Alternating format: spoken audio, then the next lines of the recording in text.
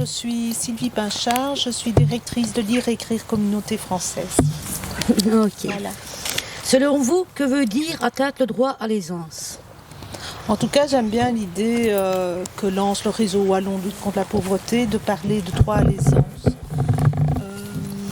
Je trouve que quand je réfléchis à l'aisance, c'est à la fois quelque chose... chacun peut avoir sa définition de l'aisance. Moi, je l'ai, vous l'avez, enfin chacun peut l'avoir.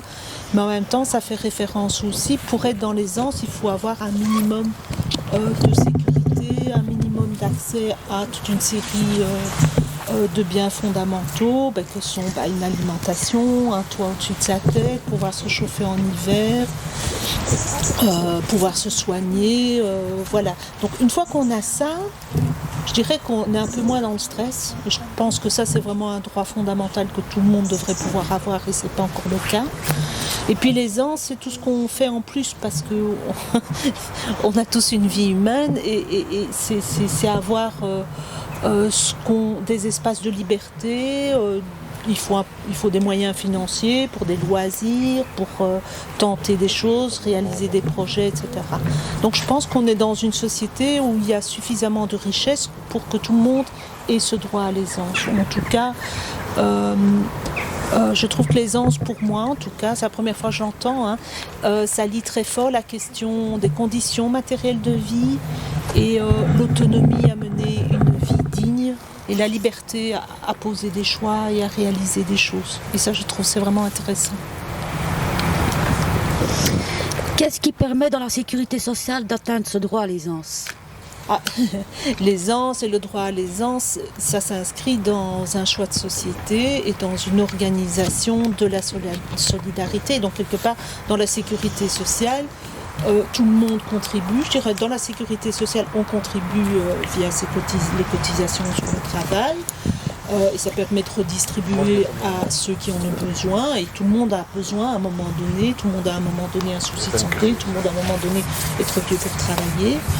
Et l'autre mécanisme de solidarité qui est l'impôt. Donc voilà, il n'y a pas de possibilité d'aisance sans qu'il y ait une part de contribution de tous et de redistribution en fonction de ceux qui ont besoin. Donc je pense que c'est un principe vraiment important, mais je pense que tout le monde le sait, mais je pense qu'on en prend vraiment la mesure dans la situation présente avec la crise du Covid, où tout d'un coup on se rend compte qu'on a besoin de soins de santé, qu'on a besoin d'hôpitaux, qu'on a besoin d'une structure sociale qui permet à des personnes qui perdent leur emploi ou qui doivent arrêter leur activité, d'avoir de quoi au moins survivre. Voilà. Que faut-il améliorer dans la sécurité sociale pour atteindre le droit à l'aisance? Alors moi j'ai quand même aussi une militance assez féministe, donc j'aimerais bien que la sécurité sociale établisse vraiment des droits individuels pour les hommes, pour les femmes, quelle que soit la situation familiale dans laquelle on est, qu'on décide de vivre en couple parce que c'est important parfois de vivre en couple parce qu'on s'en sort mieux, ou à deux parce qu'on s'en sort mieux, ou à trois ou à cinq, parce que justement on parlait de potager tout à l'heure, moi j'aime bien cultiver un peu mon potager, parce que c'est plus facile à plusieurs, c'est plus de rendement. Et donc la sécurité sociale, je trouve, est encore trop attachée à des situations familiales qui sont héritées d'une tradition familiale. Donc tout le monde a des droits aussi individuels. Donc ça, je pense que ça devrait être amélioré. Maintenant, je pense qu'il faut améliorer la contribution à la sécurité sociale. C'est pas tenable de dire on veut pas contribuer, mais on veut avoir des choses ou de l'aide quand on en a besoin. Donc, il faut que tout le monde accepte de contribuer à hauteur de ses moyens pour que les personnes individuellement puissent recevoir ce dont ils ont besoin quand ils rencontrent une difficulté ou quand ils ont des besoins spécifiques. Donc en gros pour vous, il faudrait qu'il y ait le statut cohabitant, sans perdre homme-nœud. Oui, pour moi, il faudrait supprimer le statut cohabitant. Voilà. C'est tout simple. C'est tout simple, on sait bien que c'est une question de choix politique et que c'est un coût. Voilà, mais moi je pense que c'est le prix aussi d'une aisance et d'une dignité. Voilà. Bien sûr. Donc ce sont des choix politiques. Quels sont les liens entre le droit à l'aisance et les revenus? Qui a-t-il à faire évoluer, à votre avis, pour tous les types de revenus?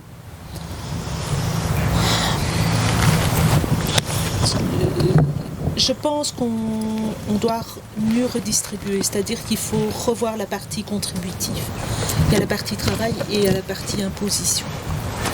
Je pense qu'il y a beaucoup de gens qui vivent dans une aisance financière, voire qui sont riches, qui n'ont pas envie de vivre dans un pays où les gens sont pauvres. On parle de 20% de pauvreté en Belgique, on parle de 40% des Belges, en tout cas des Wallons, qui n'ont aucune épargne. Voilà, donc je pense que l'aisance de tous et la dignité de tous, ça peut être, c'est vraiment un projet collectif et ça doit être un projet collectif. Après, l'aisance, je pense que quand on est vraiment tenaillé par la faim, quand on ne dort pas parce qu'on ne sait pas si on va pouvoir payer son eau, son gaz, son électricité, c'est quand même très difficile d'être dans l'aisance de l'imagination, de la tête, de la liberté. Je pense qu'il faut un minimum, quoi. Ça, il n'y a rien à faire. Après, ce qui me frappe dans les questions qu'on voit sur le terrain de l'alphabétisation, mais de la lutte contre la pauvreté, mais aussi des personnes qui sont en recherche d'emploi, c'est qu'on accumule des contraintes autour d'elles. Donc quelque part, parfois elles sont dans une situation matérielle pas enviable, mais ça va.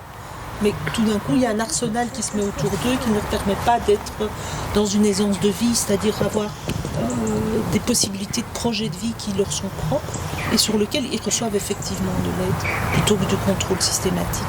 Donc il y a vraiment quelque chose qui me perturbe au niveau des libertés humaines et l'autonomie, la dignité, et qui n'est pas, je trouve, qui est moins accordé aux personnes qui ont peu de revenus qu'à celles qui en ont. Et donc ça, je trouve que c'est pas normal. Voilà, je ne sais pas si je réponds à votre question. Oui, bien sûr. Les enjeux climatiques et environnementaux sont immenses. Pensez-vous que des solutions sociales puissent être au service de la résolution de ces enjeux, tout en étant au service du droit à l'aisance? Oui, bien sûr. Bien sûr, parce que bon, on parle beaucoup, par exemple, d'isolation. Avant d'avoir des énergies alternatives, c'est le minimum, c'est essayer de consommer le moins d'énergie possible. Donc on voit bien que si on avait une politique d'isolation, d'amélioration de l'habitat et des personnes qui ne sont pas en capacité de faire cet investissement-là, tout le monde en sortirait gagnant. Le climat, et c'est pour tout le monde, les personnes qui vivent, qui diminueraient leur facture de chauffage et feraient des économies, et tout le monde participerait. Donc voilà, je pense qu'il y a vraiment moyen de lier des enjeux climatiques et des enjeux environnementaux avec des enjeux sociaux. Mais de toute façon, le climat et l'environnement, c'est avec les gens aussi. Donc voilà, les délier, ça n'a pas beaucoup de sens non plus. Merci.